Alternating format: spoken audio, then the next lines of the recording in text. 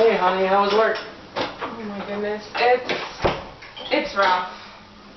Yeah? Helen, she's just being so difficult.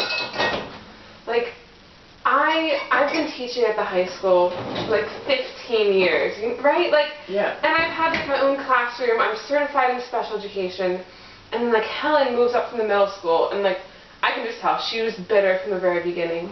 She did not want to be in high school at all, and that we're co-teaching, it just makes her so mad. And she just assumed like the lead teacher role. Like I am just equally qualified as her, and yet she puts herself above me and just makes me the assistant.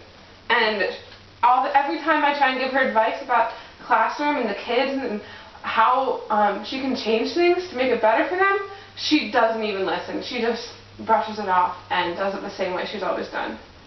I don't know what to do.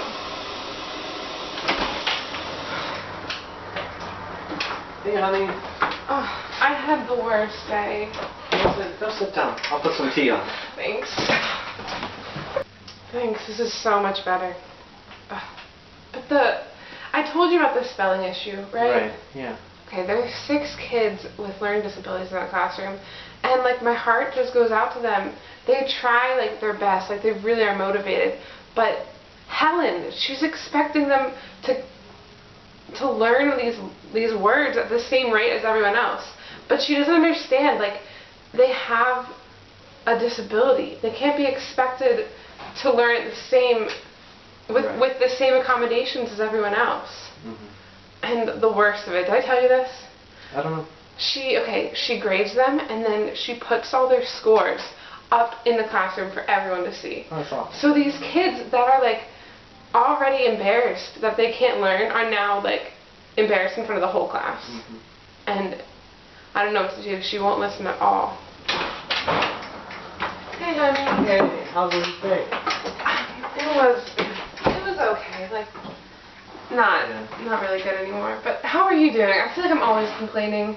My day was pretty exciting. I took Janie to soccer practice, Okay. and then one of the girls lost her hair tie, and it was just like the biggest mess in the world. And then one of the other girls, she threw up on the field. Oh no. And then Is she still sick? I don't know, but I think Janie's okay. Okay. But Janie's best friend, Joanne, she slipped in it, and so Oh no. and her parents weren't there, so I had to clean it up. And then I brought her in our car. I'm sorry, I put towels down. Don't worry. And yeah, I had to take her home.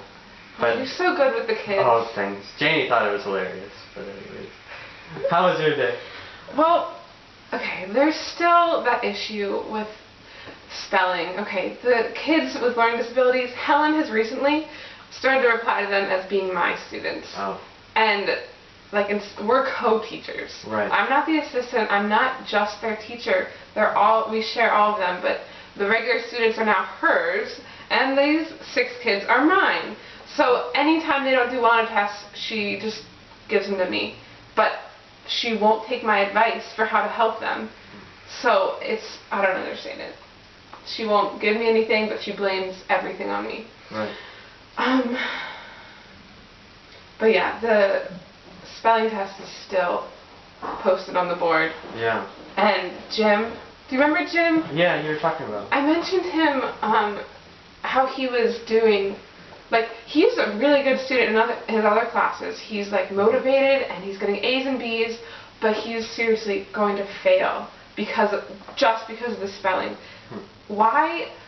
Like, can you explain to me why Helen values spelling so much? I have no idea. It's 30% of their overall grade, and these kids, like Jim especially, he's never going to be able to learn spelling at the rate she wants him to. It's just part of his disability. Right. And so he's going to fail. And, you know, I've tried to make accommodations for him. At the beginning of this week, I started doing, giving him 6 words at a time instead of giving him all the words at once. And it hasn't helped at all. He's still struggling. I don't know what to do. She's so difficult. Well, we'll figure it out.